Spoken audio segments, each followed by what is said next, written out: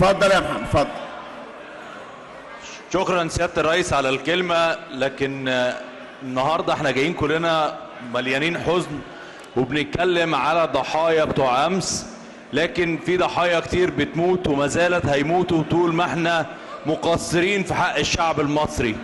التقصير يا ريس مش ان احنا نعمل قانون النهارده وان احنا نعمل عدالة ناجزة فقط، اللي احنا مطلوب مننا يا ريس تغيير المناهج ومواجهة الفكر يا ريس.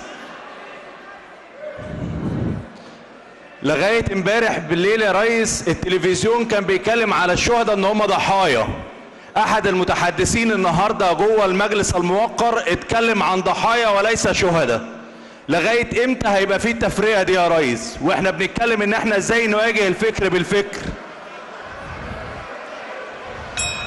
يعني انا مش عايز اوجه اسئلة لبعض النواب. اقعد يا علي اقعد يا علي اقعد، مش كده، لا مش هديلك الكلمة. اتفضل اجلس.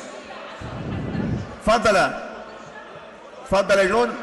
يا لو سمحت في سيادة الرئيس احنا محتاجين نواجه الفكر بالفكر يا ريس. محتاجين سيادة الرئيس الجمهورية كان دايما بيتكلم على تجديد الخطاب الديني. احنا اتفضل في نصف دقيقة. احنا محتاجين نغير مناهج التعليم يا ريس حقيقي. يعني ما ينفعش يبقى مناهج التعليم فيها التكفير يا ريس وفيها المغاضاة واحنا لغاية دلوقتي مستمرين فيها وبندرسها لاولادنا. العيل اللي عنده 19 سنة و22 سنة رايح يفجر نفسه هو ملغي عنده الفكر، مش هيفرق معاه ان هو يتعدم ما يتعدمش، هو اصلا رايح يموت.